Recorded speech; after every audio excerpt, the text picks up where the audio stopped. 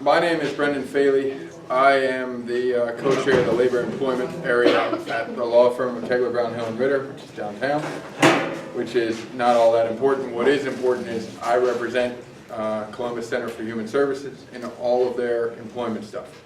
I've been working with Becky and Toby since they started, since they came, and Donna and Barb before that.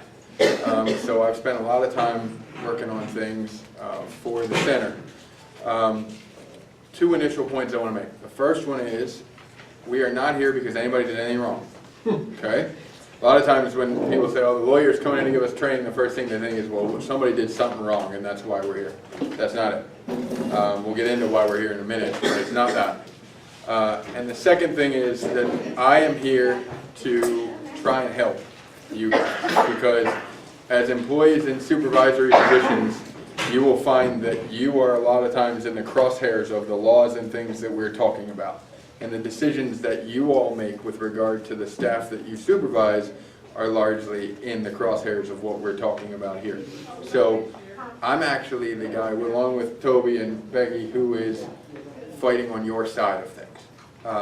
And so to that end, feel free to ask me questions. I will get through this as quickly as I can. But I'm happy to take your questions and answer as many as I can. If you have a question, chances are somebody else in the room might have that same question. They may just not be paying attention. Okay? If you're in the back row, there is a quiz and you are the only ones who get it. So I hope that you are ready for this, because when I call on people, it's only the people in the back row that get called on. And if you think I'm kidding, just wait, it's coming. All right, so with that, we're going to do EEO and ADA training, and the question becomes, why are we here? And as I said, we're not here because anybody did anything wrong. We are here because we are the Columbus Center for Human Services. What we do is care for people who cannot care for themselves. And so from a public standpoint, we need to be very sure that we are handling and meeting our obligations legally when it comes to discrimination, and specifically discrimination as it relates to disabled individuals. Because in addition to just the fact that every employer has to do that, if there are any issues that pop up that relate to us in providing those services, there will be an entire public aspect to it that will be not good for the organization. And so it's important that we from time to time get some refreshers and make sure that we're understanding what our obligations are. Okay? That's it. That's the reason I'm here. And periodically, it's one of the things that Becky and Toby and I have been talking about for a long time, is putting in some training periodically for people. This is kind of the first one, the introductory one. We're going to go over sort of some laws and things and how to deal with things on a semi-frequent basis. Maybe once a year for the next couple of years. I'll be giving some trainings on things. They'll be more advanced as we go along, but we got to start with the basic stuff, and then we'll get into some of the more complex stuff. Okay? All right, so EEO. EEO stands for Equal Employment Opportunity. Does anybody know what equal employment opportunity means? Go ahead, back row. Opportunity for equal employment. For everybody. For everyone. Yep. Discrimination. Giving everybody the chance at employment, right? Yep. And so when we talk about that, the goals of a training on equal employment opportunity are to make sure that we provide background as to what discrimination is for all of you. Okay, we give you some information about that and how those principles impact what you do. Okay? And it's important that we make sure that you understand the Americans with Disabilities Act specifically, okay? Because that's the second part of this presentation. And it's also important that you understand what the center's policies are around discrimination and how those impact what you do and how we manage all of the employees that we have, okay? So those are our goals for the first half. So when I say employment at will, how many people know what that means? How many people have ever heard the phrase employment at will before? Right? And how many people think it means we can terminate somebody for a good reason, a bad reason, or no reason at all, right? So the question I always get is, why am I here? Because you just told me I can do whatever I want. I don't even have to have a reason, right? Except there's a caveat to that, which is you can terminate anybody for a good reason, a bad reason, or no reason at all, but you cannot terminate people for an illegal reason, okay? And there are a bunch of illegal reasons. And so the illegal reasons in the equal employment world focus on discrimination, and they start with Title VII. And so when you think about Title VII, it came around in the 60s. The history of it is it was largely driven to stop racial discrimination problems that we were having in the country, and overt discrimination, where flat out people were just saying, I'm not going to hire, in that case, African Americans. I'm just not going to do it, okay? But it didn't stop at racial discrimination, and it didn't do the best job of prohibiting that, but it moved on to include all different types of equal employment options for people. And so the focus became, what's discrimination? Okay, and how many people know what discrimination is? Anybody? Tell me what you think discrimination is. And this one is not limited to the back row. Anybody? What do you think it is? Discriminating against persons age, sex, gender, blah, blah, blah. Does anybody in this room discriminate? Everybody. Yeah, everybody. Yeah, everyone does every single day. Yeah. Discrimination is making a choice. Okay, that's what it is. It's choosing. Okay, when you got up this morning and decided, or if you were more prepared than me and did it last night, decided what you were going to wear, there's discrimination involved in that. You're making a choice. Okay, when you guys decide to give recommendations about what happens to an employee as to another employee, who gets a higher raise than who, what performance reviews you give people, you're discriminating. Okay, you are doing. Now, when most of our employees hear the word discrimination, they immediately think it's illegal and it's something you can't do. Okay, that's because they, like my wife and everyone else, watch Law and Order all the time, and every time they hear the word discrimination, they think, oh, that's illegal, I heard the lawyer say that. Right? And so, look, it's on all the time, there's nothing I can do about it, but understand that that's what people are thinking, okay? And so we got to change some of those mindsets. So there's two types of discrimination. There's illegal discrimination and there's legal discrimination. Legal discrimination is that which is based upon things that are okay to decide things based upon, like performance. One person's better at their job than another. Is it okay to treat that person differently? Sure it is. If you're doing it because they're better at their job, of course. Right? Discrimination based upon rules violations. Somebody gets negative treatment because they, I don't know, don't come to work on time repeatedly. Is it okay to treat them differently than the person who comes to work on time? Sure it is. That's exactly what your job is. That's part of what we're asking you all to do. Okay? And based upon position necessity. So, if for this job as the IT director you have to have computer experience, is it okay to choose people differently based upon whether or not they have computer experience or not? Of course it is. Okay? So all of those things are decisions you have to make in your job. And it's okay to choose based upon that. And with that, I'm not going to talk anymore about legal discrimination, because the rest of it is all the things you're not allowed to do. Okay? So illegal discrimination is discrimination. It's got two parts to it.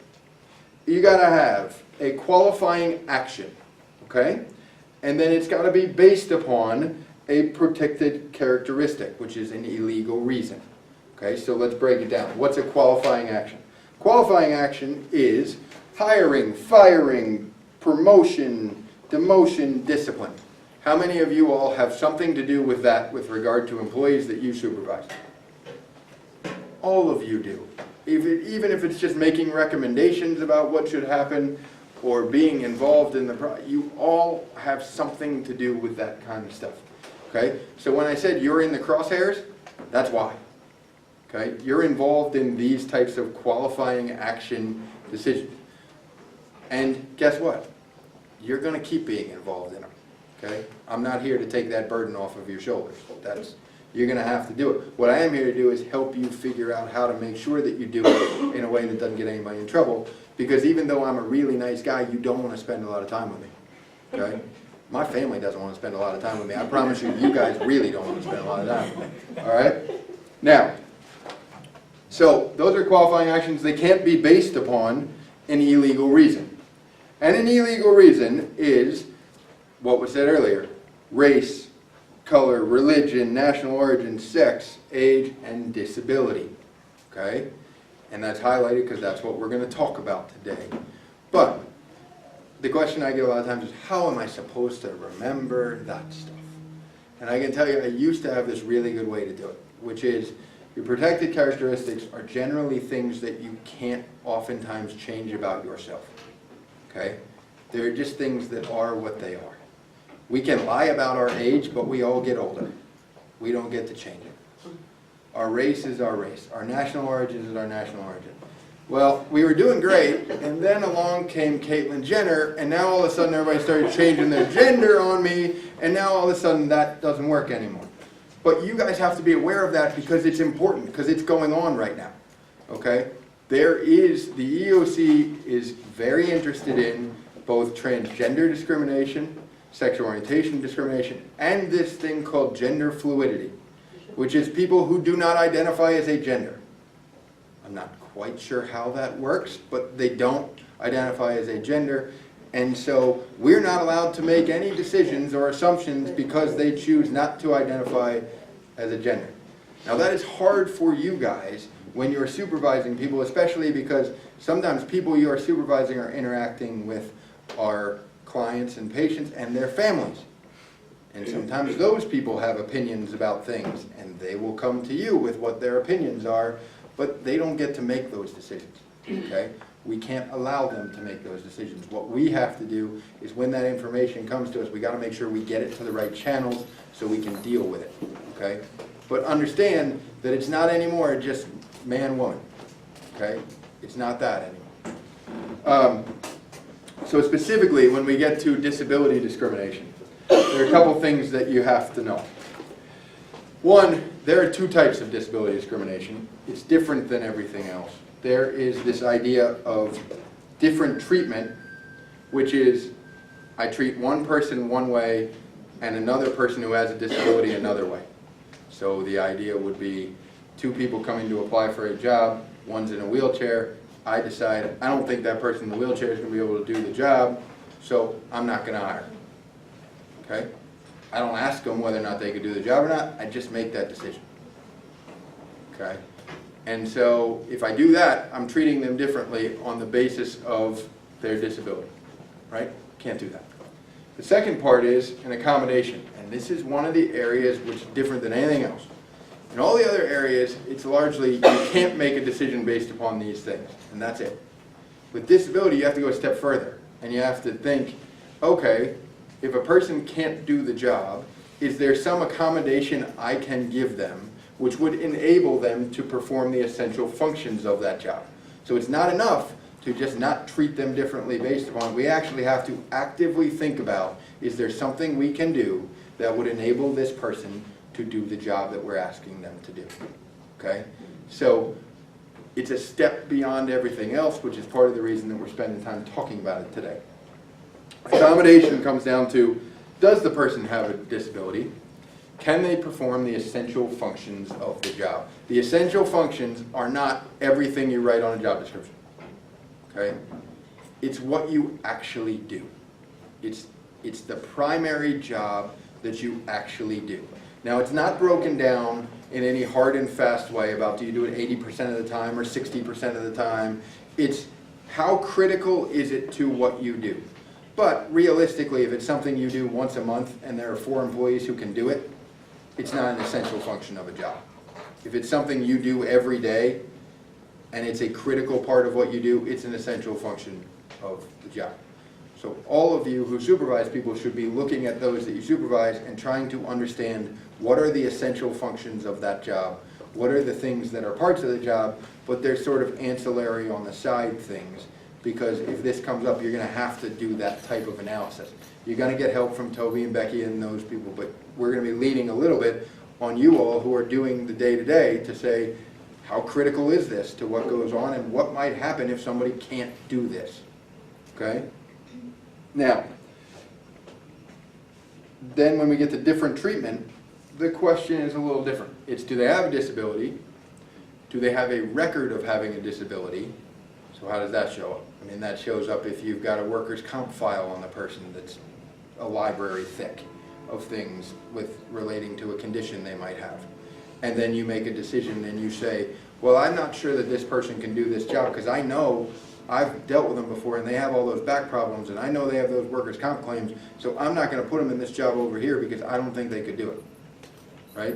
That can be a record of disability because you have information that leads you to believe that they may be disabled. Or if you regard them as being disabled. And that is where you make an assumption about what you think the problem is, okay? And you put that, and you make a decision based upon that. So let me give you an example. To give you an idea of how broad a disability is, we're going to get into this in detail, but being an alcoholic is a disability. Showing up drunk to work is not a disability. But being an alcoholic is a disability. So if a person comes to work late and you write, they came to work late, I saw their car, it had beer cans all in the back of the truck, I think they're an alcoholic. We now have a problem. Because you have regarded them as having a condition, okay, that could be a disability. Now, is that a logical thing to write if you have all those facts? Of course it is. But one of the things you need to understand is, Toby and Becky and me, I don't care about why they're late to work.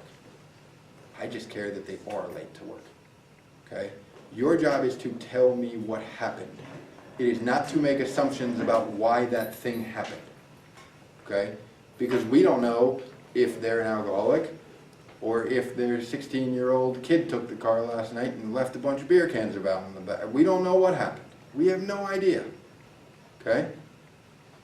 But that's not our job to know.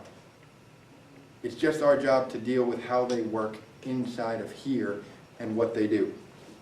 So the three things that you got to pay attention to is, do they have a disability, do they have a record of, do you regard them as having it, and did that impact at all the decision you made about them? Okay. So the question becomes, well, you told me before I could fire somebody for no reason at all or any reason or all that. So I just tell them I didn't think they were a good employee. How many people in the room have kids? How many of your kids have not told you the truth about something before?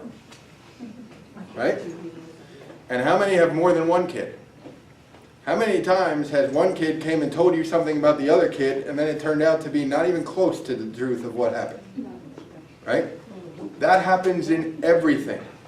And so if when these cases go forward and they go to trial, the managers and the supervisors are the ones put on the stand and they got to testify in front of a jury, and that jury's got kids too. And they learn that people don't always tell the truth. And they don't know you from one of their kids who doesn't tell them the truth. Right? So we can't count on you just walking up and saying, this is why I did something, to be good enough. Because that comes down to, do people believe you or not? So what do people believe? They believe things that are written down. And why do they believe things that are written down?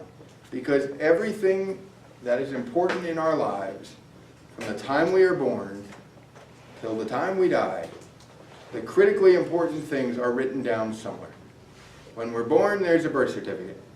When we get married, there's a marriage certificate. When we get grades in school, we get a report card.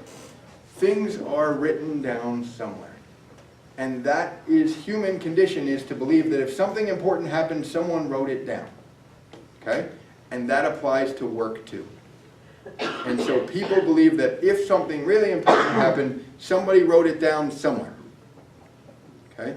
And if you put something that's written down in front of them and it's written down around the time that it allegedly occurred, people believe it happened that way. Because they don't think people took the time to sit down and make something up in writing and turn that in. Okay?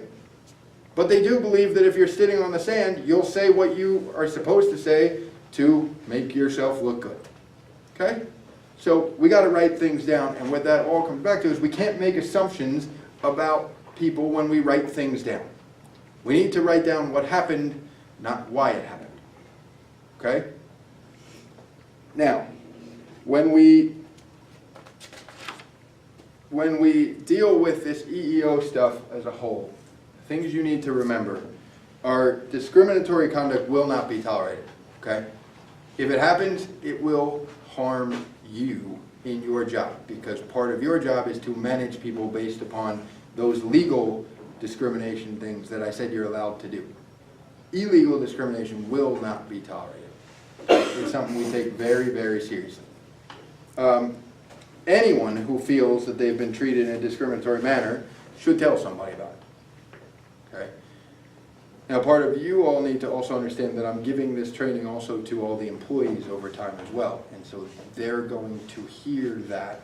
We are going to have the same discussion about what is legal and illegal discrimination, so I'm going to tell them that everything they saw in Law and Order is not illegal discrimination, and not to run around just screaming that everyone's discriminating against them. But understand that we want people to talk about what is going on so we can get to the bottom of it. And part of the reason is because a lot of times employees, just like kids, they don't know all the facts. And so they think something happened because of one reason or the other, and if you have a chance to talk to them, you might be able to explain that it had nothing to do with that. It was something completely different that happened, okay? And a lot of times if we can have that discussion early, we can solve problems before they become bigger problems, okay? But you gotta talk to people. And nobody is going to be retaliated against if they report some or complain about discrimination. So why is retaliation the problem? Well, retaliation is, first of all, illegal. But the second thing is, when someone complains about us or says bad things about us, what is the natural human reaction to that? It's as old as time. It's eye for an eye, right? If you're going to complain about me, then I'm going to complain about you, right? It's fight or flight. And somebody's throwing the gauntlet down. And so the natural reaction is to fight back. The problem is when you're in a management position, you have power that they don't have. And so that fight can become unfair, okay? And so what you have to pay attention to is the timeline for retaliation. And the timeline is important. And that usually involves an employee engaging in protected activity, which means coming and complaining about something. I'm being discriminated against like this. I'm being harassed because of this. I told my manager I need an accommodation. They didn't give it to me. You know, they're complaining about something. You then, the center, through you, take an action against that employee. Do something to them. Write them up. Demote them. Do something to them. Okay? And there's some evidence that why you did it related to their complaint. And that evidence usually shows up in time. Because people don't believe that people are able to just sit on something for a long time. They think that if they're going to get back at you, they're going to do it quickly, and they're going to do it shortly after you complain about it. Okay? So timing is important. So how does this really show up? How this shows up, guys, is let's say an employee has been late to work a number of times and you never write them up about it. And then they go and complain about you. And 2 days later they show up late to work. Your natural inclination is to write them up for that. Right? And you do it. And you start writing them up. And you start writing them up. And then you say, look, I wrote them up all these times, I want to fire them. And then you give it to Toby, and Toby looks at it, and Becky looks at it, and they call me, and we all look at it, and we say, wait a second. How come there were no write-ups for being late to work before the complaint happened? Is it true that the person was never late to work before that? I doubt it. You just didn't write them up before that because you weren't mad at them. Now you're mad at them. And that's natural reaction, and now we can't do anything about it. And so what ends up happening, that employee who's been violating the rules all along gets sent back to you, and you got to deal with them more. And so then what do? Then you turn the microscope even more on them, and it just gets worse, and it goes on and on and on. So the critical thing, guys, is if they do it wrong, tell them about it immediately. So in that same scenario, if you had written them up beforehand, and then they complain about you, and you write them up again, are you in trouble? No, because it doesn't look like it had anything to do with them complaining. Looks like it had something to do with them not coming to work on time, which you wrote them up for before they complained. Okay? But what we can't see is a whole bunch of nothing in the file, and then all of a sudden a complaint, and then a whole bunch of everything in the file. And the problem is that's human nature. That's the way we react to stuff. right? So we have to fight that urge. We got to deal with it. And that, another quick thing to know, for retaliation, an action doesn't have to be one of those big boxes I talked to you about earlier, hiring, firing, demotion, all that. It's anything that would chill somebody from complaining about you. Okay? There are cases where the retaliation was that the manager took everyone to lunch except that one employee. Everyone else they took to lunch except that one. That's enough. Okay? Because if they did that, would you complain? No way. Not if you're then stuck by yourself. Right? So it's anything like that. Little stuff matter. Okay? So consistency is really, really important when you get into this area. And so, as I said, timing is almost everything here. So that leads to the critical part about documenting things, right? Because I said, if you wrote it down before they complained about you and then afterwards, we're probably okay. So how do you write it down? Most of you are going to say, well, we got these forms, and Becky and Toby are sticklers about filling out these forms, and do you know how long it takes to fill out the forms? And then I show it to the employee, and of course they won't sign it because they don't sign anything. And so now I've wasted all this time. I just don't want to do it, so I'm not going to fill out the form. Okay? If you tell me that never happens, I'm telling you, you're not telling me the truth. Right? It happens to everybody. Now, I don't care about the form. I care that it gets written down. Okay? When we get to serious stuff, like written warnings or suspensions, yeah, we want you using the form. But if you go to an employee and say, hey, you got to show up to work on time. I saw you were late again this morning. I don't care if you send them an email afterwards that says that. That's fine. I got managers that carry around journals with them. And every time they tell somebody something, they just jot it in a journal. I got some that carry around Post-it notes. And at the end of the week, they throw it into an Excel sheet for them. Right? I just need to know that you did it. Okay? Because what happens is it becomes the straw that breaks the camel's back. Because we don't see, I don't see, Toby doesn't see, Becky doesn't see your interactions with an employee every day. Right? And so you know how many times they've been late. You know how many times they've broken the rule that you've told them 3 times not to do it anymore. But we don't know that. And so of course, after you've told them numerous times, you're like, I'm done. I've told them, I've done everything I could do. I can't do this anymore. Right? But then it comes to me and I don't know any of that. The problem is if we get a lawsuit over this, neither does the jury. But if I can give them a bunch of paper that shows when you told them all these things, when you talked to them all these times, now they know it. Now we're okay. Because people believe things that are written down. Okay? So I don't care if you keep a running note diary in your cell phone and you do it however it works for you to be able to tell us what you did. We'll make it work. Okay? We'll make it work. Okay. Now, when we get to the ADA training, and this is that extra stuff, and it's going to focus a lot on that accommodation stuff because it's just a different part of the law and it's really hard. Okay? And so the goals for this are to explain what constitutes a disability, to highlight your obligations as they relate to reasonable accommodations because you guys have specific ones that we got to deal with. Examine the company's policy regarding accommodation and your role in the policy. And explain leave and return to work issues because leave and return to work issues happen all the time. Okay?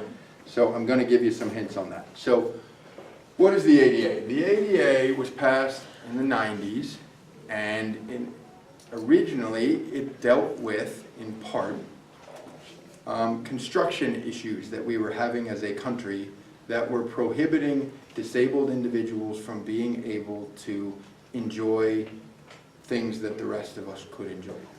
Things like, I can't get into work because there's steps and there's no ramp. How do I get into work in the morning?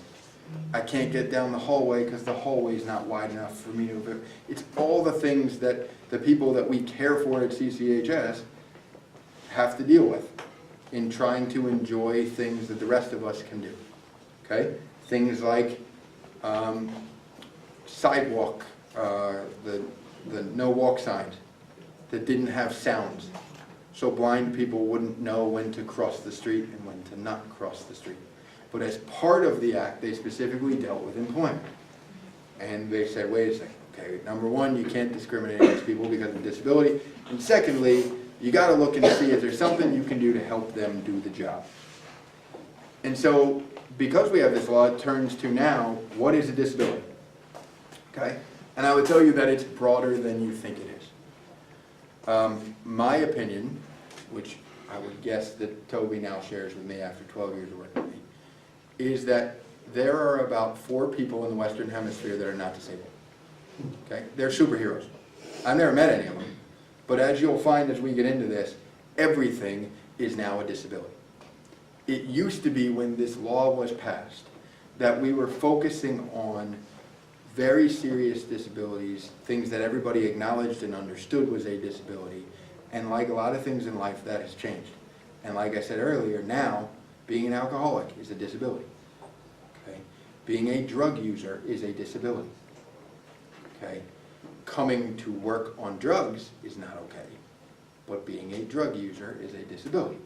So you have to understand that we no longer can have a lot of lengthy discussions about, is this person disabled or is this thing a disability? We now all of a sudden have to move to, what can we do? How can we make this work? Can we make this work? Okay? And the reason that disability is now broader than you think is that in the 2000s, we passed a law called the Americans with Disabilities Act Amendments Act, the ADAAA. I don't decide the names are awful. Okay? And what that basically did was broaden the scope of the Americans with Disabilities Act. It expanded the definitions of what's a disability, it expanded the definitions of major life activity, and it made it so that now everybody's disabled. Okay? And I'll show you how we got there. So, a disability is now defined as someone who has a physical or mental impairment that substantially limits one or more major life activities. Now, how many of you can possibly understand what that means? Nobody. I don't understand what that means, right? So we're going to break down what that means. But it's also people who have a record of such an impairment, or people who are regarded as having such an impairment, which means they don't even have to have it, we just think they do. Okay? So, obviously one question is, what's an impairment? Right? Well, an impairment is any physiological disorder or condition, cosmetic disfigurement, or anatomical loss affecting one or more body systems. Do you know how many body systems we have? Hundreds of them. Okay? Hundreds of them. And you'll see that nowhere in here does they say anything about work. Doesn't have anything to do with work. It applies to work, but it doesn't have anything to do with work. Such as neurological, musculoskeletal, special sensory organs, respiratory, including speech organs, cardiovascular, reproductive, digestive, immune, I mean the thing goes on and on and on. Okay? So, how about somebody who is lactose intolerant? Are they disabled? Do they have an impairment? Sure they do. Does it substantially limit a major life activity? Depends on what major life activities are and what substantially limits, right? But they got an impairment. Is it an impairment that impacts their ability to work? Probably not. But guess what? We're not allowed to take into consideration mitigating measures. So, for example, if they've got a gluten allergy and they could take a pill and that would make them, we're not allowed to consider that. They're still disabled because they have a gluten allergy. Okay? We don't get, other than eyeglasses. Somehow the eyeglass lobby did a really bad job when the ADA was passed because everybody else got through and they didn't. Right? So contact lenses and eyeglasses are it. So then it turns things a lot to, oh, and the other thing you got to remember, emotional or mental illness and specific learning disabilities. So depression is a disability. Okay? It is a disability. Okay? Are these the things that people were thinking about when we passed the Americans with Disabilities Act originally? I don't believe so. Okay? But that's where we are, and that's the world that you all have to manage and believe in. And now you understand a bit of why I said I believe everybody has a disability. Okay? Now, so it turns to what's a major life activity? Major life activity is caring for oneself. It is performing manual tasks, seeing, hearing, eating, sleeping, walking, standing, sitting, reaching, lifting, bending, speaking, breathing, learning, and reading. Okay? Concentrating, thinking, communicating, and interacting with others. So, social anxiety disorder, depression, all of those things, they become impairments that impair a substantial life activity because they impact our ability to interact with others, because when we're depressed, we don't want to leave the house. Okay? For anybody who was hoping being hungover is not yet a disability. Okay? Even though many of the things might show up there, it's not. So if an employee calls you and says, can't come to work today, I have a disability, I'm hungover, no, that's not okay. Doesn't work. But also working. Okay? And that's what impacts you, working. Because that's when you're dealing with these people in the major life activity of working. Okay? So, then we got those two covered. Now we got to go to what does substantially limits mean? Right? So I'm pretty sure I got an impairment, pretty sure it impacts a major life activity. The question is, does it substantially limit it?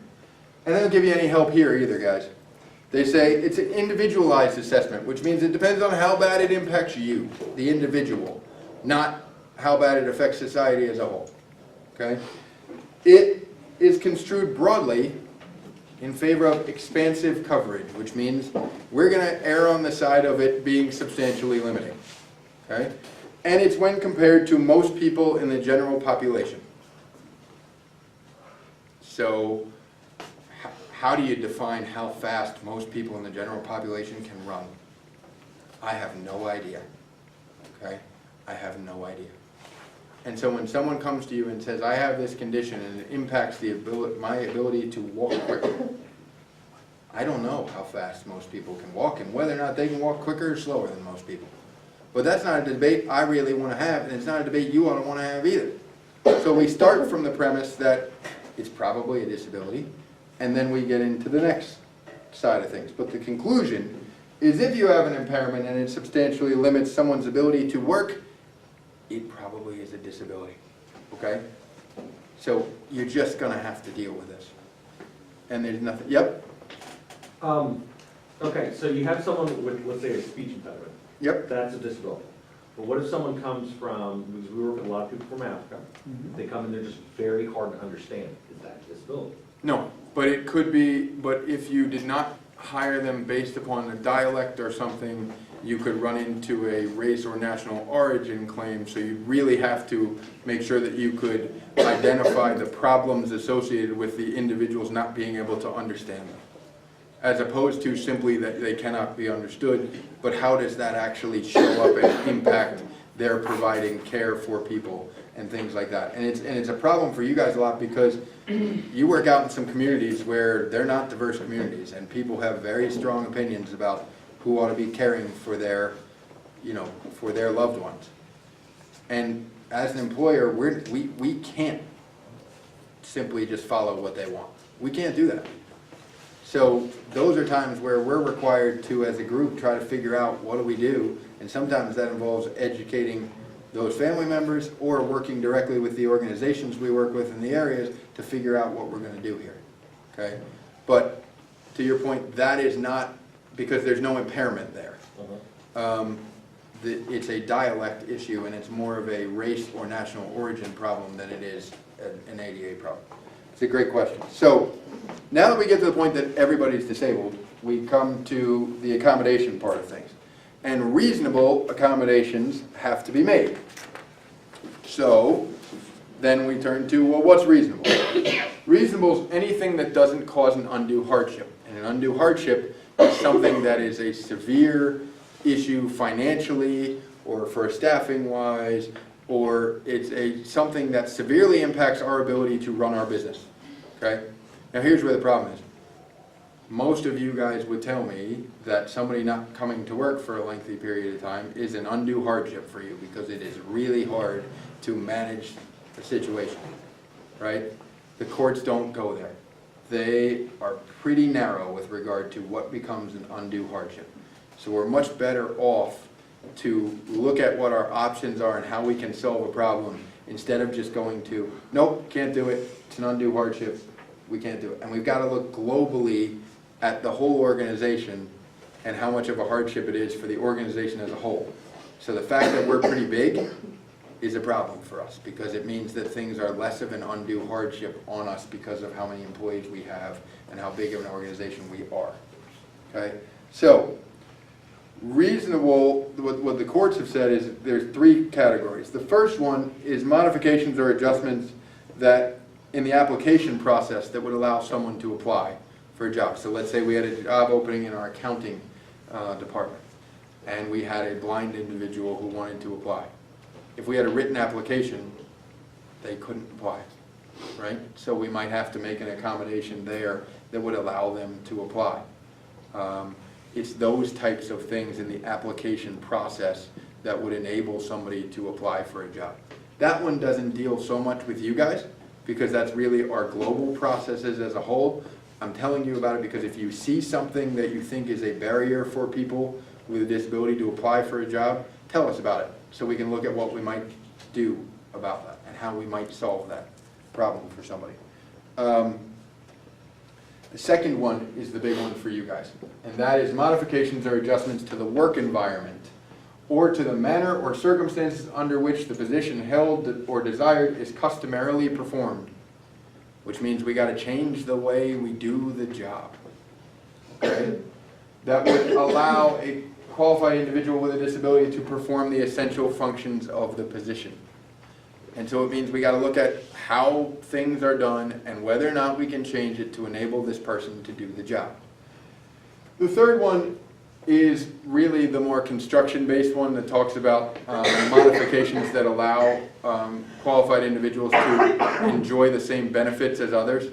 So that would be a situation where if we had a nice lunch table out in the grass and there was no ramp for a disabled person to be able to get out to it, that might be something we have to do because they would like to eat lunch out there too. And so we might have to try to come up with a way to help them get that same benefit or enjoy that same thing. Okay, again, that one doesn't deal too much with you, but if you hear it, you should tell us about it so we can look at it. But the big one for you guys is modifying the job. Okay, and what that means, the things that that can entail are job restructuring, and everybody's favorite, part-time or modified work schedules. Okay. Acquiring or modifying equipment, changing tests, training materials or policies, and reassignment to a vacant position. You do not have to reassign someone to a position that is filled. You don't have to swap people. Even if the disabled individual could do another job and the person in that job right now could do the disabled individual's job. Even if it's swap, you don't have to do it. Okay? But you have to look and see what jobs are open that this person might be able to do. Okay? So remember that it's just to a vacant position, because a lot of times you'll have people come to you and say, well, I can't do this job because it involves lifting, but I could do that job that Sarah does over there. No, you don't have to do that. Just because you could do it doesn't mean you have to do it. Okay? But the big one, and the one that I get the most griping about, and I can't stand it, I'm on your side, but it's the law, is modified or part-time work schedules. It's when the doctor comes and says, this person has a medical condition that substantially limits them and they can only work 40 hours a week. Now, I don't know how this works, because I don't know any condition that at hour 41 your body just shuts down and you can no longer do whatever it was you were doing. Okay? Nobody has an on-off switch to what so far that I've seen, and if they have one, I would love to give it to my children because I like turn them off a couple times, right? But the reality is, doctors write this, and we see them all the time. And you all know that every week is different. So it doesn't make any sense to me, because some weeks, if you got a back problem after 32 hours, you're probably dying. In other weeks, you could be an hour 45 going strong, depending on what happened that week and how it all works. But the doctors write, no more than 40 hours. After 40 hours, person cannot work at all, ever. It's ridiculous. But it is an accommodation, and we have to decide if we can do it or not. Okay? And that back condition is probably a disability, because it substantially limits their ability, I'm sure, to sleep, walk, do other things. Right? So we're down that path. We got to do it. So those are the type of things we're talking about. So how does this really happen? Okay, and this is the big thing for you guys to remember. If an employee comes to you and says, I can't do this part of my job because of, and the of is a medical condition of some kind, okay? We need to engage in the interactive process, which is a very fancy legal term for we have to talk to this person. We have to sit down with them and say, what's going on? What do you need? How can I help you? Do not have that conversation by yourself. Use HR to have that conversation because, as I talked about, we got to look at things globally. And so they're in a better position to know across the whole organization how we might be able to deal with this, what we've done in the past, what we haven't done in the past, all of those things. Now, I will give you the little bit of silver lining that is around this otherwise gray cloud of reasonable accommodation, which is the employee does not get to pick the accommodation. If there is more than one accommodation that will work, the employer gets to decide which one it is. Okay? So another reason to have other people in that meeting with you is more people we can have sit down and think about how can we make this work, the better it is. So that person who says I can only work 40 hours a week, I'm sure they're going to tell you, well, that means that I can't work on Saturdays. No. That could mean that you work Saturday, Sunday, Monday, Tuesday, Wednesday, and that's it. That's what you do. Now you work every Saturday because it's easier for us to accommodate that than it is to deal with no Saturdays, right? Because we can't do no Saturdays. So there's a lot. In that case, we get to pick. So, and we can say, look, it creates a staffing problem for us if this person doesn't work on any Saturdays, but we have an easier time getting shifts covered on Tuesdays, Wednesdays, whenever else, so we'll make it work. Okay? So that is the one little bit that's there. And so what that leans to for you is think outside the box. Think about how we might be able to make this work in a way that works for you. Okay? And if it's not going to work in a way that works for you, be able to explain why it won't work. But the interactive process just means talking to them. Okay? But by the way, we ought to write it down when we talk to them so somebody knows that we did it. The easiest way to do that, and Toby and Becky are great at it, and so they'll help you if you get into that position, is to send them an email and say, I just want to summarize what we talked about today. You provided this to me, you need this, how do I? We said we'll look into it, we'll get back to you in a week, we'll look at our options about how we can make this work. That's fine. Now we have document, we engaged in the interactive process, we're okay. Okay? It's that simple.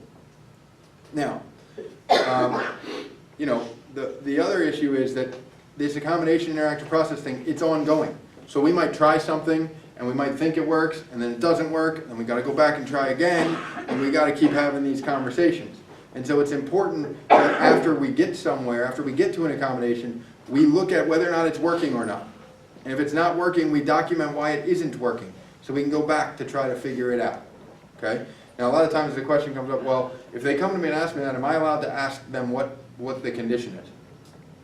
No. But you are allowed to ask them what their restrictions are and what their impairments are and what they might need. Because you don't really care what the condition is, okay? We can have the doctor fill that information out later, but it's not a discussion you should be having with them directly. But you can have the discussion of what do you need, okay? What do you need? And then we'll deal with all of the background information. But don't, even if, now a lot of times they'll tell you. They'll just come and say, I have this. I need, you know. The one you're going to see a lot is, I have fibromyalgia. Fibromyalgia is pain. That's what it is. Why do I think you will see it a lot? Because it's one of the conditions listed in the new Ohio medical marijuana law. And so it's one of the ways that you can get medical marijuana. And it's the easiest one for doctors to diagnose, so you will start to see people who claim they have that.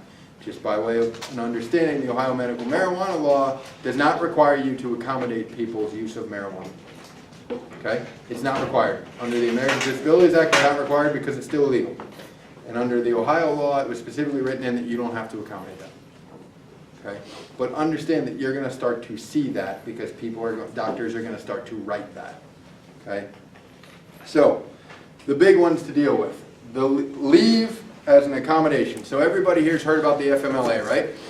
The FMLA, and you guys all love it, I'm sure it's your favorite law to deal with. It allows somebody 12 weeks of unpaid leave, and they can take it in the smallest increment that the company has. So an hour, they can have a migraine headache every Friday and go home early and take their FMLA, right? So how many of you believe that after their 12 weeks are used up, we can terminate? Good, because we can't, okay?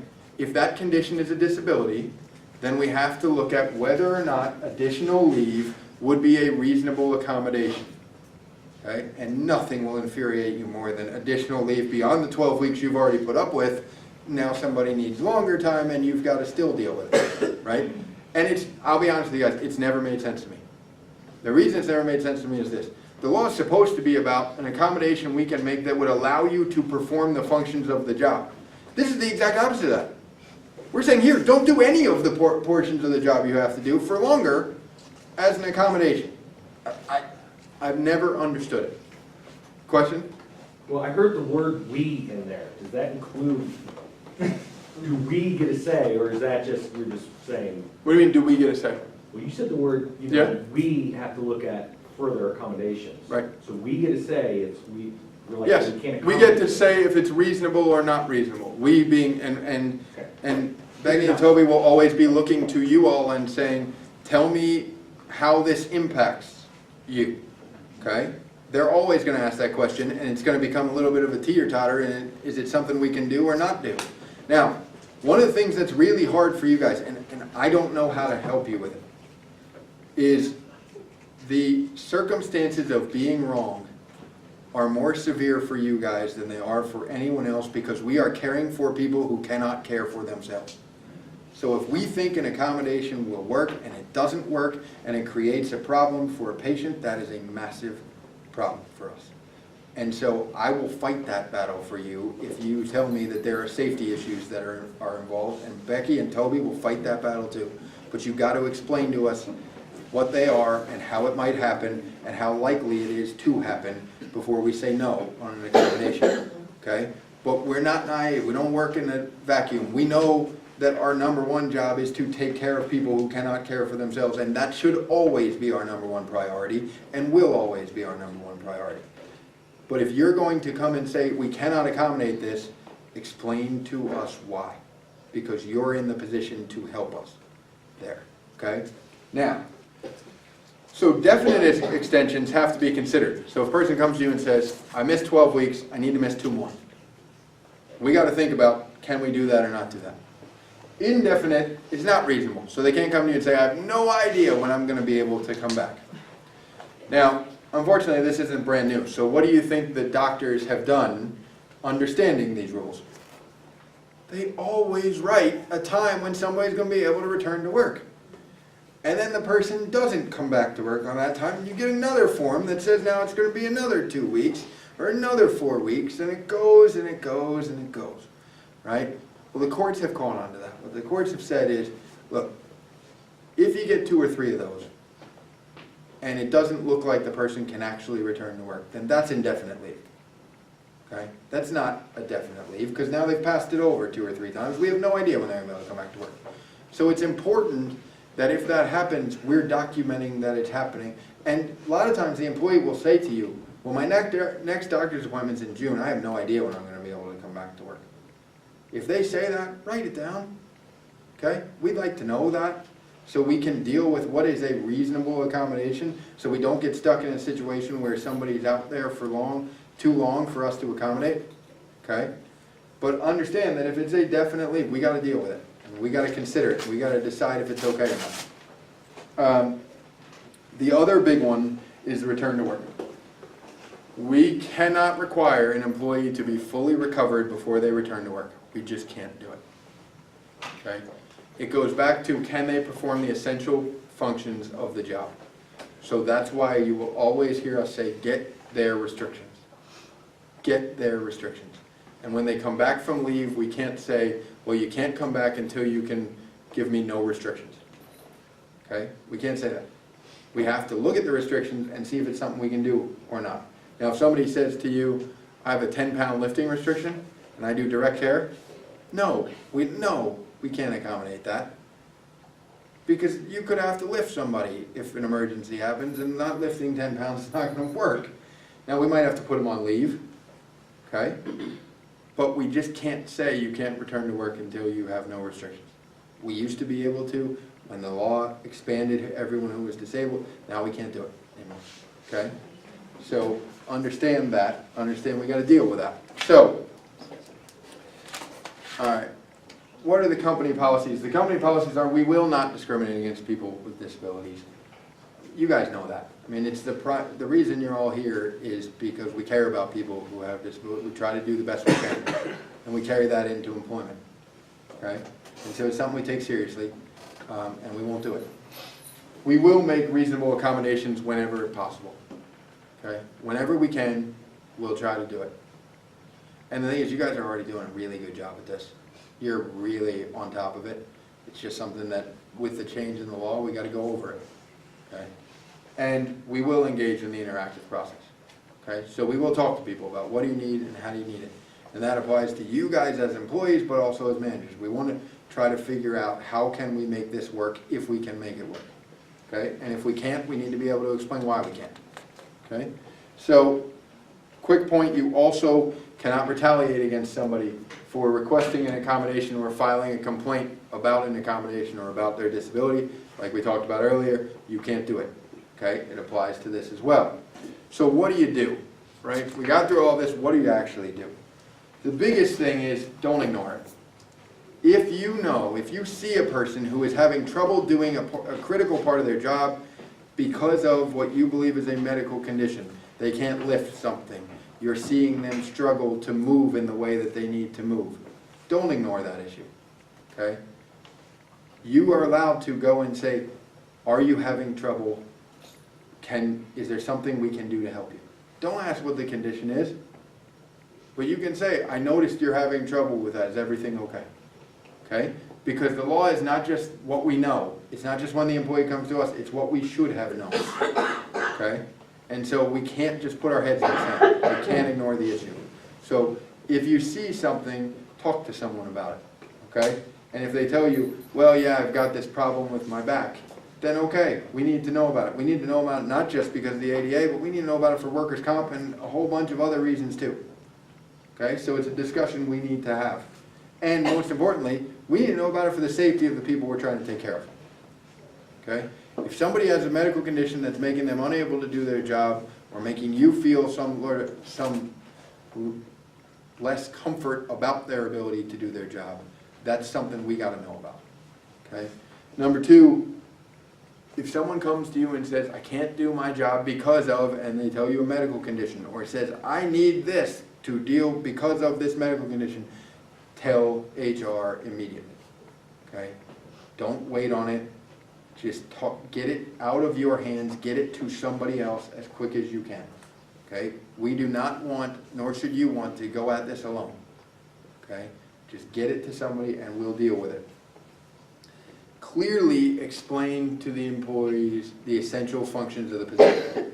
So if somebody comes to you and says, I can't do this, you need to explain to them what you need done and whether or not they're going to be able to do it or not. Which means you guys need to sit down and think about the people you supervise and what are the positions they're doing and what are the critical things that they do. Okay? And look at the job descriptions of the people you supervise, and if you don't think they're accurate for what people are doing, tell us about it, we'll fix them. Okay? Because things are written and then things change over time. We get different practices, different ways we do things, and all of a sudden this document that was a job description that we wrote 3 years ago doesn't accurately look like what somebody does. Okay? And nobody's going around looking at every one of those things. You guys take this chance, take a look at it. If there's something that's majorly wrong, tell us. Because when we get into this interactive process, when we're talking to the doctors, a lot of times what we're sending them is a job description. And saying, this is what we're asking the person to do, can they do it or not? Okay, so if it's not right, tell us. You guys know where to find the job description? Where are they at? Okay.